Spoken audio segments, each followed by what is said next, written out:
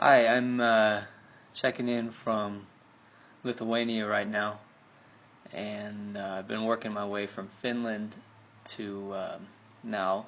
I am in Lithuania at the present time, and I have found this such an easy journey, starting in western Finland in a small town, moving my way towards Helsinki, and then you take the ferry from Helsinki to Tallinn. And then you can go down to Tartu in Estonia, and there's tons of other cities and islands, depending on how much time you want to spend. The buses are beyond simple and easy to get. You can even buy them last minute, cheap. TVs, coffee in the Lux bus, LUX. If you take something, take the Lux bus. And really cheap accommodations. You can do Airbnb, couch surfing, or get a house. Like I just rented this place for under $50 a night, and I've got a kitchen, bathroom, and a guard dog. So when you're doing this, a lot of people I meet start in Tallinn, or they fly into Lithuania, and they work their way north, or they work their way south, and it's a really, really simple trip. And you can actually take a ferry from Helsinki or Tallinn. You can get a 72-hour, I think they call it a transit visa, to go to St. Petersburg. So a few people I've met have done that. But if you want to live on a budget here, it's really, really cheap.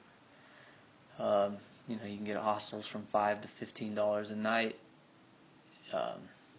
The weekends are busy, so you want to book, you want to get a hotel, anything you want to reserve for the weekends. But weekdays is really easy to find a place. And I was just in Riga, and I found a really cool hostel. I think it was Seagull Garrett Hostel. And I normally don't stay in hostels, but I've found some really nice ones. They're cheap. Tons of good food, kitchens, nice people, and they had the Baltic basketball tournament going on, so all the best teams from Estonia, Latvia, Lithuania, Ukraine, a couple other countries are having a big tournament, so it was a little harder to find a place, but I managed pretty easily. And all the bus rides, you shouldn't have any bus rides more than 4.5 hours. You shouldn't pay more than $20 for any bus ride. I've met people who've hitchhiked it. I've met people who've done a lot of cool things. Guys biking it.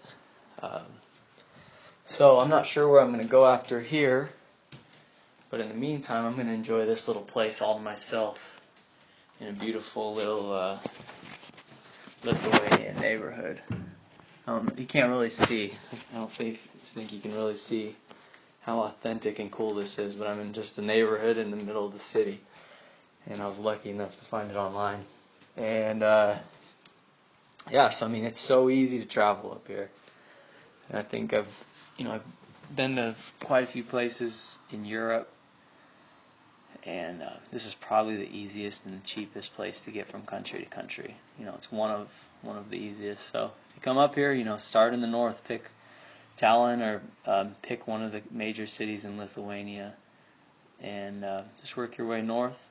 And then there's a lot of places you can go from there, and the flights are super, super cheap out of the airports here, especially if you're in a non-busy season. So, well, I'm out of here, but I hope this helps somebody if you ever decide to do this. And tons of cool stuff up here. It doesn't have the flash of Spain, France. It doesn't have the amazing cathedrals, but it's got some character. The people are really influenced by the fact that a lot of these countries were the Soviet Union. I think Latvia was part of the Soviet Union until like 1991. So you can see a lot of people. They don't smile. They're not the friendliest people, especially in the markets. But it's pretty cool because it's about as authentic of a place. There's no faking it here, and it's really unusual how the people, if you smile at them, I think they think something's wrong with you. So pretty funny. Good beer, good food.